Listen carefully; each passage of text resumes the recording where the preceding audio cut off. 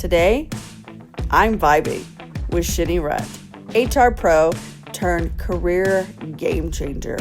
Shennee didn't just wake up one day with the business. She built it from the ground up after walking her own hard road of career pivots, identity shifts, and figuring out what really lights her up. She found her niche helping people stop spinning the wheels and start owning their next career move, starting with that resume you know you've been avoiding. This isn't just about job hunting. It's about backing yourself, getting help when you need it, and finding the courage to bet on you. Shennee's story is proof sometimes the best career move you'll ever make is the one you didn't see coming. Let's get into it on Unplug with Mel. I'm your host, Mel Mosier. Shennee, welcome to Unplug with Mel. I'm so glad you get to join us tonight. Well, it's just me, but we're here tonight and it's a late one for us, but this is going to be a great podcast. We are talking about your life and your journey. So I can't wait for you to be able to tell them who you are. Yeah. I'm glad to have you on here. We are going to go through some questions and just unplug. And what I like to do for the audience is for you to introduce yourself, a little bit of a bio, and then we'll go into our questions. Okay. Well, yes. Thank you so much for having me. My name is Shennee Rutt. I am president, founder of Laurel Virtual Solutions, or LVS Consulting. I am an executive resume writer. I provide LinkedIn optimization services. I write cover letters. I am a career consultant. I have the dubious distinction of being a moderator. And that's actually how we met on the quintessential wonderful Suzanne Lucas's Evil HR channel. And I live in Pennsylvania, and I love what I do. I love working with people globally and all around the world every single day. Look at you go, girl. Well, our first question tonight is about your journey, and it can go personal and professional, but it's really, could you take us down that journey road through your life, sharing key moments and experiences that have shaped who you are today, and include any notable setbacks and challenges and the strategies used to overcome them. That's the key to inspire these listeners tonight on your journey, your story. That is such an interesting question, because I think we all have a vocation in mind, when we graduate high school and before we go to college. And I'll preface this with, I know so many people in this particular lane of expertise that went to school for something completely different than what they're doing now. So I'm in that same boat, if you will. I went to school at a small community college for travel and tourism, actually. I met my husband in college, and he was in hospitality and hospitality at the hotel and management hospitality, and we were both taking a lot of the same classes. And back when I was in college, I'm going to say the travel industry was quite different than it is now, and it was a big focus on corporate. And then so there were a couple of different ways you could go. I wanted to be I wanted to be a flight attendant. At least I thought I did. And after I met my husband and all of that, we just decided that was just not a path that was going to work for us. So he of course stayed in hotel management, executive management for years. And I actually just kind of landed in retail, which afforded me some really nice opportunities to work for some very high-end retailers, one that starts with a G and ends with a P, and sells a lot of khakis and jeans. And then, just worked my way through different levels of management. And one day when I was told I was being trained for a particular department of retail, they said, how would you like to do all the hiring and training? And I said, you're going to train me, great. So just jumped right in and learned what I did, and pivoted out of retail. And but I knew I wanted to stay within the confines of this HR thing that I fell in love with. And I got my foot in the door with a recruitment firm agency, and had to learn everything soup to nuts on how to hire anybody that called on the phone, anybody that walked in the door, 15 people tomorrow morning, whatever it was. You just dug deep and did what you had to do. So that is where the agency and recruiting firms is where I got the depth of my HR experience for the most part. And then later as an HR generalist working in healthcare for a while. My last stop on the train of HR before I went into my own consulting was Amazon. So, I've kind of been there, done it, seen it all. And I love the challenge of guiding job seekers to find their calling. And it was kind of by accident that I had been writing resumes for so many years because they were just so poorly written. And of course, when you're in recruiting and you're given an X number of job orders, it's like a horse race to kind of get to the finish line first with your best candidate. And I just couldn't just submit the poorly written resume with spelling errors and typos and everything. So I just took it upon myself to rewrite it. And so I just did like a quick revamp, and I think that gave me an edge, and it certainly gave my clients, a better opportunity to get their foot in the door too. So I just really enjoyed writing about it. And I mean, it's evolved so much more now, but yeah. So that's my story on how I started where I was. Awesome. Well, in I love how most HR professionals that I speak with never really went on that track of, I'm going to grow up to be an HR. It's always an alignment of some type of business or happenstance. Someone in their department says that they're really good at peopling or organization, or even just telling the boss, hey, we can't do that. And hey, we need to create this department. Now you're leading it because you're really good at telling me not to do that. And but then when they get into the nuts and bolts of HR, they're like, I really do like this, and I want to learn more, and I want to do it well. And it usually starts with how to find the right candidates for their company. And for you working in retail and then moving into HR, you already knew the industry.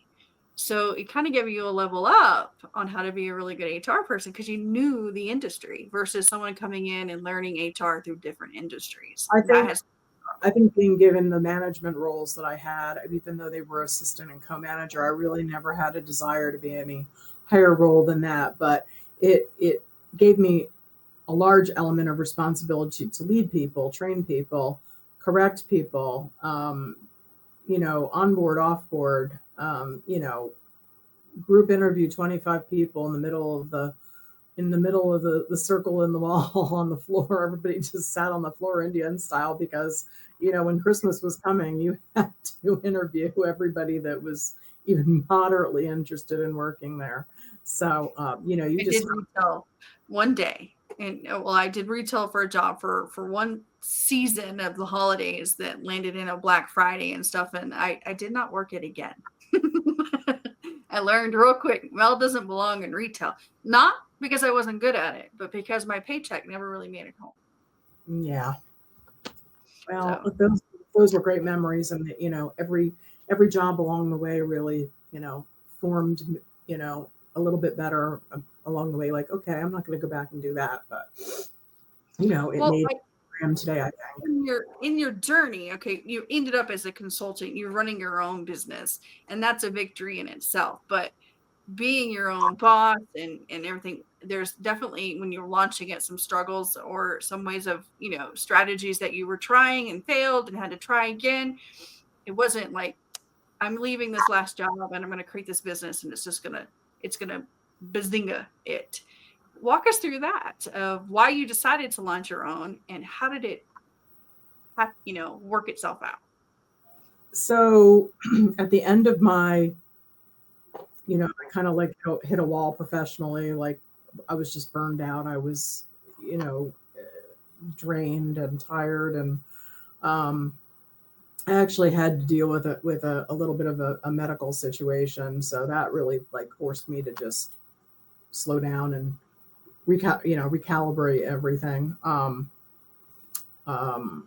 So my situation at the time really didn't afford me the opportunity to go back full time. I was diagnosed with lupus, and so that was a hard, in the pants. and not knowing what's going on with me. And I actually went to an HR unconference back in the day, they used to call it, and I was roommates with some really pivotal people in my life at that week. It was just a weekend trip, and we got to know each other. I went to work with her. I was in Austin for a week. We stayed friends. I was an employee of hers for many years, and she said, "You're just way too smart to just sit there and not share this with the world." She said, "You need to incorporate and just stake your place in the world and help all these people who desperately need your help and expertise." So 13 years later, here we are. So wow. I like how you admit, vulnerability in there that, you got burned out in the job that you love doing, but also you have to take time to focus on yourself, regardless if it's a health issue or a family issue or just your self issue. Like, I've been doing this for so long, I need a break. And that's okay. And you didn't sit still in that. You have to take a break, or the break will take for you. Right. Right. Yeah. And a lot of people don't see that.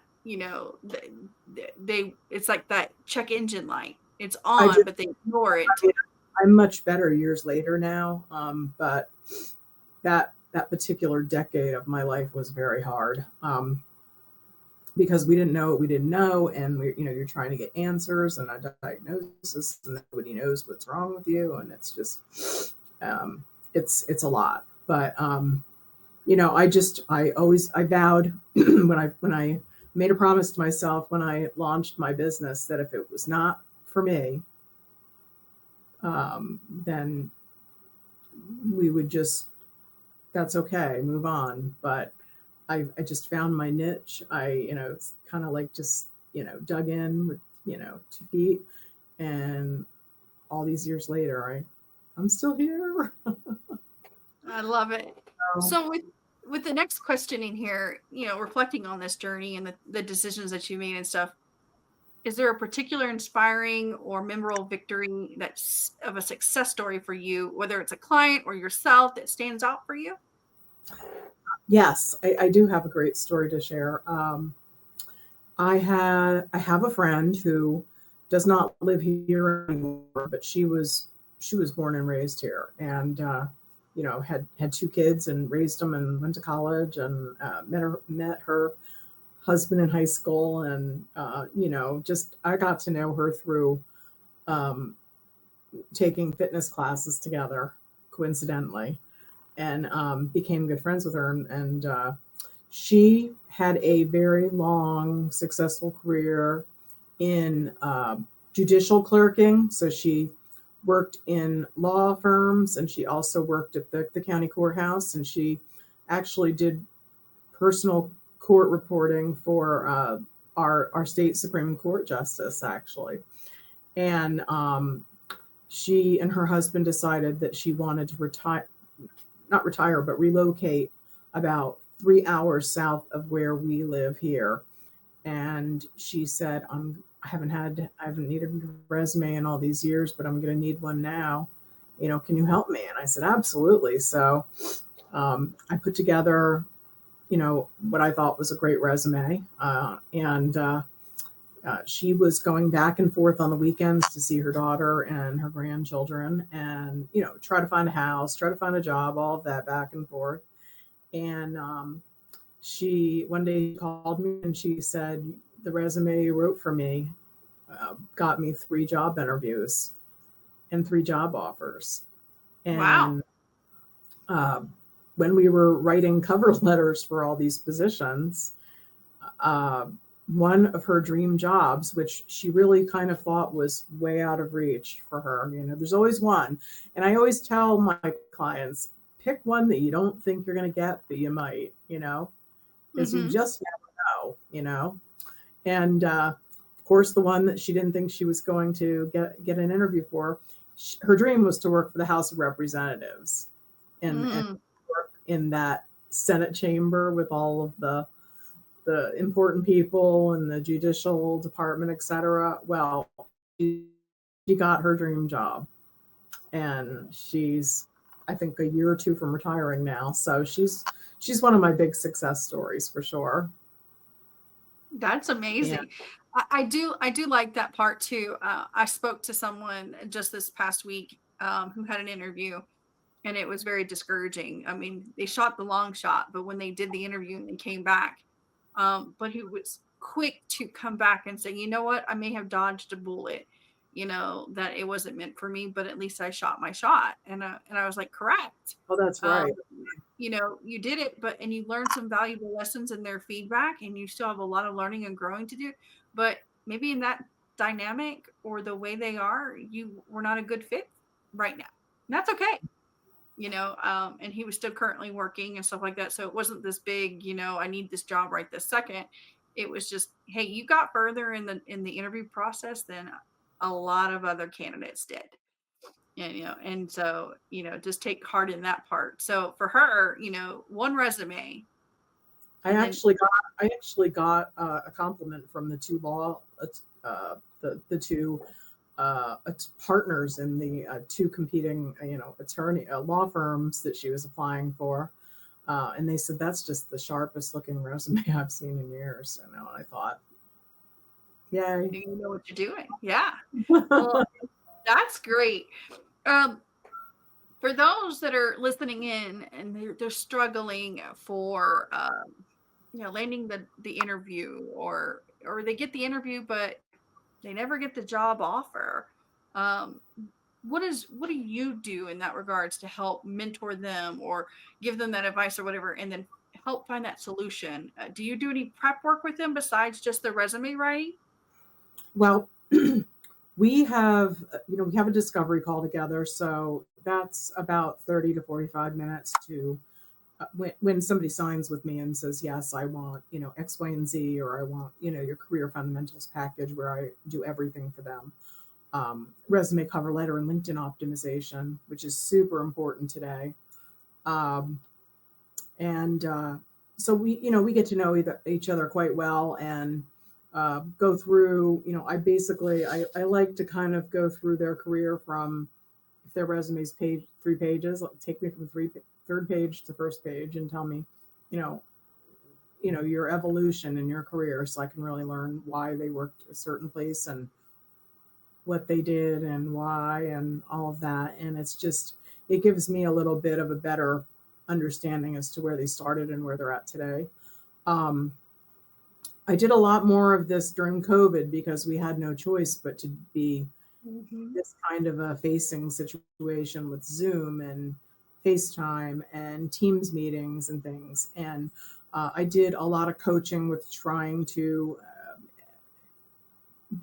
help clients prepare for the interviews, but also don't forget to interview back, Yeah. Right. And be confident. And so I don't get to do so much career coaching anymore, but I'd really like to, that's on my radar to focus more of. I just have to figure out how to do that all. But there's so much work with writing and profile writing and, getting people. Oh, yeah. And you have your niche. My thing is, directed to anyone listening today is, if you did use services like that and your resume is getting you interviews, but then you're not getting the job offer, then you do need some type of career coaching to show that confidence. But if for the case, because I do have the unique opportunity, and I have worked with clients over the years. They've called me multiple times, revamp. Can you just give me like can you jump on a call with me and just let me vent so I can, get some advice Oh, from that's you? fantastic. So Yeah.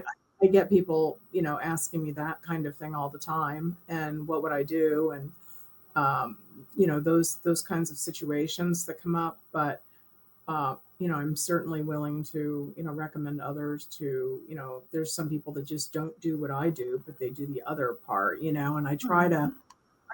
I try to offer collaborations and partnerships with people. I have worked. I'm a resource and a on a panel for an employment attorney in Virginia, and he actually he found me through LinkedIn, and he published my story in his book. So um, Awesome. cool. That's a And pretty good victory there. Yeah. yeah, so he's a pretty neat guy, and I just wrapped up a client in January who's an attorney actually, and she's in the federal fray of what's going on in the you know the White House with what's going on with federal Mhm. government people, and I introduced her to the employment attorney. I said, "You two need to talk." So I'm hoping she's landed a remote role and can help him with some litigation.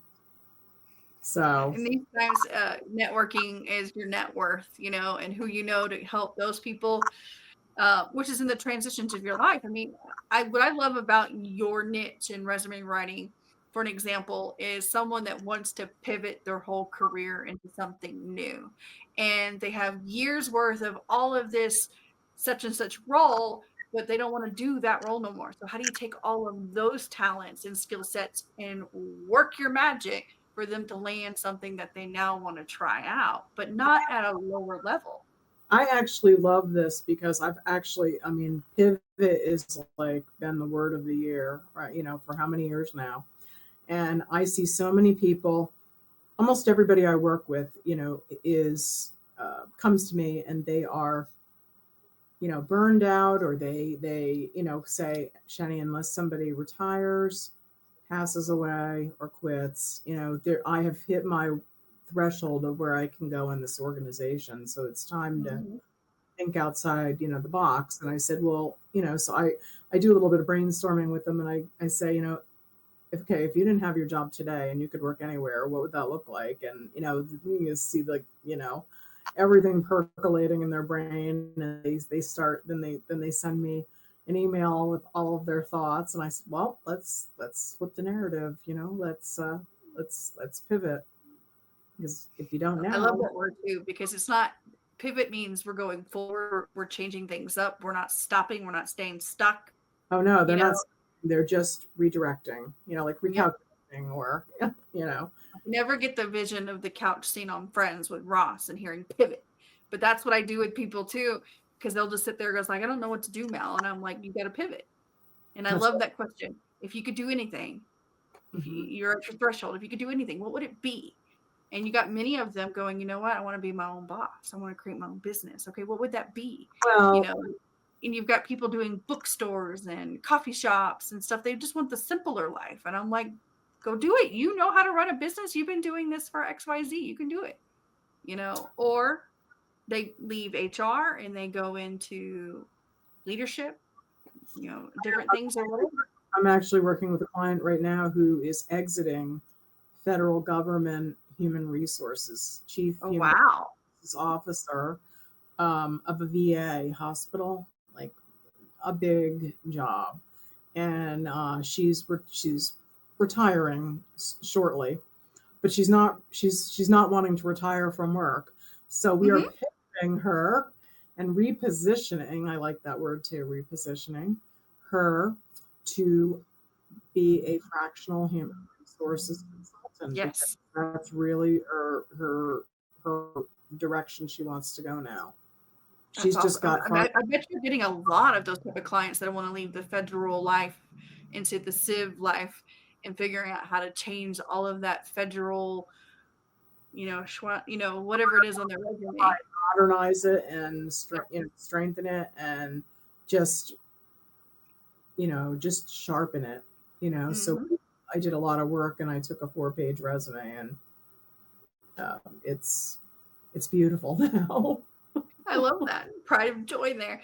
For those that are listening in and inspired to share their stories or pursue their passions, what advice would you give them if they're too afraid right now to pivot or reach out to someone like you and help them reposition their resume to make them that golden ticket? I would say to really, it's very, very hard to articulate an individual's strengths without having somebody assist you. So, for instance, when I was still working, I actually reached out and had a resume writer do mine, because until you actually connect with somebody, you get to know that person. You know, they are very, very instrumental in pulling out all your strengths that you can't even fathom or see, you know. So I always tell people, you know, you get what you pay for. You really need to invest in yourself, and word of mouth is a beautiful thing, because you know I take all of my recommendations for my work very seriously, because all of these people I have worked with and I have touched their lives in one way or another, and you know it's the best testament of my work. I don't offer examples of my work because it's proprietary, and I don't want anybody lifting my secret sauce, if you will. You know, just you know, that's very, very unique. My approach to my work is very unique. It's very organic. I don't outsource any of my work. I do not utilize AI to write any of my materials. In other words, I don't copy and paste anything. This is all from the ground zero up. And what you're getting when you invest with me is my years of experience, my knowledge of how the people world works. I have touched almost every industry, from manufacturing to biotech to hospital executive to you know, CEOs to engineers. You know, I have done it all, so I am capable of it all, and I just really love helping people find who they really are and where they really should go. I mean, I'm not looking for a new job anywhere soon, but I kind of want to send my resume in just right about now. But then I'm kind of concerned. I'm like, you're probably like, you got a job off of this resume?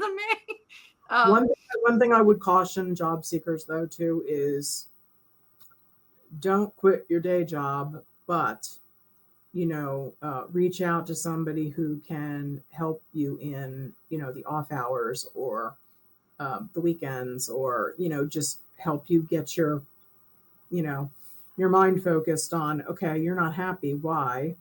And like I said, what is the dream job if you didn't have to go back to your job on Monday morning? So you know, it's just, you know, really digging deep with them. Well, for me, in mentoring those that are dissatisfied where they currently are, being proactive, going, okay, I'm not liking where I'm at. I'm reaching burnout with this company, but I still love what I do. And that's when you reposition yourself to find someone like you or anyone else in their area to make that switch from going, okay, I love what this part of my job. I hate this, but I hate this type of company because this culture is here. And that's okay. At that point, when you're being proactive, because you still have a current job, you're cookie cuttering for your future position the way you want it to be. And then you know not to settle. You know, if you quit, then you're rushing because bills come calling. And then you Mm-hmm. make another decision by, oh, I need a job right now. I'll just take it. They offered me. And you lose out on what you could have had you been more proactive in realizing, and never get to the point where you do just fly off the handle and quit because you can't take it no more. There were signs way before then to start working on your resume, start doing some mock interviews, or even simply being asked if you could do anything, what would it be? Um, Because so part of it, that So Go ahead. I work with a lot of clients that, really need to, on a confidential level, that they, of course, they don't want to rock the boat because they're pretty high up on the food chain already. But for whatever reason, they either want to pivot or they want to exit the company and work for a competitor or what have you. So when it comes to offering optimization services with, everybody's LinkedIn needs a refresh. Let's just that's a fact, in some way, shape, or form. But we have to really be careful with settings and such. So because you don't want to be announcing that you don't want to be hanging your banner on your picture, open to work, because you don't, want to rock the boat. You're on the hush hush. You're on the down low. Hush hush. So the LinkedIn profile is actually the third component of our working together. It's the last part. So because we've got to get the resume and the cover letter correct first, and be focused where we're looking. But do you ever do the information, but they go like it's a ghost resume, so their name's not on it, because if they announce that they're leaving their company, it could be not so great? Or you just wait till when they're ready to announce it, then you update their LinkedIn? It depends. So I worked. I had a senior level person in California, and she was in the process of accepting a job, and we refreshed everything, and then when she got the email from the new hire saying, are you going to announce this on LinkedIn? I was actually doing her LinkedIn that morning, so we announced it. I announced it for her, but it was like her LinkedIn profile was fabulous. She got all the proper comments, and people were redirecting. Her algorithm was better. She was seen finally, and before nobody knew who Lynn was. So it's important to really, that's a whole nother part of learning. I actually have a call with my clients separate and say, this is okay, I need to educate you about what you think LinkedIn is, and then what it really is, and how we're going to modernize you. So Wow, I'm probably underutilizing LinkedIn right now. Got me lots to think about here. Well, as we move into our next question, it's recognizing the importance of support in our journeys. And could you highlight a few members or colleagues who have played a significant role in providing you wisdom and guidance in your life, and have helped you pivot when you've needed to? Who are they, and how are they meaningful to you? Well, of course, I don't know, I think we're all so interconnected. So there's so many people along the way that have been, are we dropping names? You can, if you feel like you want to, because we can tag them in the release of the podcast and be like, you were mentioned because you've impacted her Yeah. life. Some of my longest social media connections and friendships that I've had just have been, so, I can't believe we're still friends like 20 some years later. And, um, a couple of people that are really important to me. More recently, Suzanne Lucas, of course. She's kind of taken me under her wing and, really helped me in ways that, I didn't even realize. So she's wonderful, and I love her. Of course, one of my really great friends, his name is Rob Lockard. He is in Kansas City. He's a recruiting ninja guy. He's so good. And, we have talked probably weekly for the better part of, I don't even know how many years we've been friends. And, just I've done his resume so many times and been a resource to him. And, of course, Jessica Miller Merrill, I'm dropping a big name there. A lot of people know her. She's, of course, been my friend for so very long, and I just adore her. And she was very, very, at that one part of my life that was difficult, she was really there to, direct me. And she said, you've just got to do this. You're just so good, and you don't need all the certificates and the degrees. She said, you just know so much, go do it, And of course, my husband of going to be 32 years, David, Wow. he's my silent partner in the business. He's a network administrator, and so he's my IT guy. I love it. And of course, my mom and dad, and my closest friends and family, and my evil HR community, and just everybody all of my clients. I'm just so amazingly, honored and grateful for them, because many of them I've had the opportunity to work with multiple times over the years, and it's just always so exciting that, I need your help again. Is that okay? But that's It's great when they're repeats, but for good reasons. Like repeat, like hey, I've worked here for so many years, but I need a refresh, and they come back to you, not looking for someone else. That's a good return of investment right there. yeah, and a lot of them have stayed friends.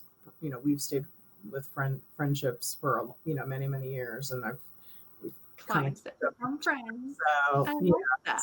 so that's what I love about my clients, when they come to me as a client, but they leave as a friend. I love that. Oh, that's a good one. Because Well, what I do is somewhat transactional, but I really try to keep it. I have a very limited amount of time to be all in and invest in them, and so of course I have an interest to follow them and keep up with them, and just oh yeah, any of them you're rooting for the success. Yeah, right. Yeah. I'm cheering you on, and it's always nice to hear them bounce back in my LinkedIn messages. How are you doing? It's great. I just love my people. I love that, and they love you because you help them. We move into the time flows by in the podcast, so we move into the fun questions, and I could not have a podcast called Unplug with Mel without asking, how do you choose to unwind and unplug during your downtime? You are a very busy lady with all your clients, and you're wanting to do a great job, but when you do take a time out to rejuvenate and rest, what is it that you do? Well, during winter, it's a little difficult because there's so much snow here, but now that's all thawing out. So, in the three warmer seasons that we have, the spring, summer, and fall, my husband and I like to cycle on the rail trail, or ride our bikes on the rail trail. Mm-hmm. I do indoor cycling classes. I do bar class. So I try to be active, and I love to cook. I am a very avid reader. If you ask me what I'm reading, I'll tell you I'm reading about 4 or 5 different books at one time, because I just like the challenge of fiction, nonfiction, a biography, somebody that I saw on an interview or I followed for years. I want to know their life story and why they are the way they are. And I'm so just intrigued by people. Me too. I think that's why we're good at HR. And what makes them who they are, Yeah. Yeah. So where are you currently at right now? What city, state? I'm in Tioga County, Pennsylvania, which, if you're looking at the state of Pennsylvania, we're on the top far right of the state. So we're about 30 minutes to the state of New York. Wow. Yeah. We're they call it the northern tier area of Pennsylvania. So we're in the mountain area, and it's beautiful here, but I'm gonna come see you. I've never been above no, I take that back. I've never been up above Kansas. Oh my. Well, it's a beautiful area to live. My parents retired here about 20 years ago, so we were familiar with the area. We lived about 2.5 hours south of here for 15 years. So we had been coming up and back all these years, and decided that we just wanted to be closer to my mom and dad. And nice. They're in their mid-80s now, so it's important that we're here. Yes, so it is. My husband and I have been here about 12 years now. So Well, I love getting to know you in that capacity. The last question of the podcast that we have is the quote or the advice that you would give to those that are listening that has just kind of always been in the back of your mind, like you probably say it or you think it about 100 times a year or so. What would that be? I have two that just come right to my mind. If it doesn't challenge you, it doesn't change you. Mm-hmm. And then the other one is just always be learning. Yeah, you definitely reach that capacity with reading 4 to 5 books at a time. And I don't think if you stop wanting to learn, you stop growing. That's You right. know, you just stay stagnant at that point. I learned a few things today that I was like, who knew I could learn to do that? But I'm blessed to be able to do that, because if my mindset is, no, I don't know how to do it, I don't want to learn to do it, then my life doesn't change. Mm-hmm. So I would tell people to, just really get out of your own way. And, I see so many people in my network on a daily basis just spinning their wheels, and you just want to reach out and just grab them and say, okay, what have you been doing for the last, 3-6 months? Is it working? It's time to do something different, and, In just, that, if someone was looking for you today, how would they reach you? Great question. I have a very nice presence on LinkedIn. I have, that's where I find a lot of my, that's where I find a lot of my clients. I engage in a lot of conversations with, in regards to careers and job searching, and I'm in good comfort and with folks that do similar work to me, and of course I try to help as many people as possible. And so I'm available under linkedin.com/Shennee Rutt, and that'll take you right to my page. And then I do not have a website, but I have links that will allow you to schedule a call with me, or book time, or a video meeting and such. And basically, the consultation is included. So just phone, video, however we want to do it. But I certainly welcome anyone who would like to learn more about what I do. I love that. Well, I thank you for your time. I appreciate you joining me on Unplug with Mel. I will be getting this out next Monday. So we'll tag it on LinkedIn, which is where your heavy presence at. And it's also going to be on Spotify and Apple Podcasts, just to hear it if you can't watch us. But if you want to watch us in person, it's also on the YouTube channel and everything like that. So I appreciate you joining me tonight. It's been fun getting to know you. And I've learned more about your business and what you do for those around us. And I'll be sure to plug that in, as well as how they reach you out there. Like, this is where you go. But I've enjoyed our time tonight. Likewise. And thank you so much for inviting me. I had such a great time, and it was great getting to know you. And so we're gonna pivot, right? We are going to have a great resume. Pivot and have a great resume. I love that. A great LinkedIn profile, and we are going to fully optimize you. So call me. Yeah, so I'll end on that. If you're struggling out there in the world right now with everything that's going on, and you are burnt out, frustrated, tired, but you're tired of doing it the same old way, there's resources out there, and I found you one. And I will do my best to put all the information out there correctly for her, and reach out to her. And if you tell her that Mel sent you, then maybe she'll be, she'll just, thank Mel. I don't know at that point. But we are so appreciative of you coming on here with your talents and your expertise. You've taught me a few things tonight as well. And I will see you on the other side of Unplug with Mel. Yay. Well, everybody have a good night. And thank you so much again. Thank you.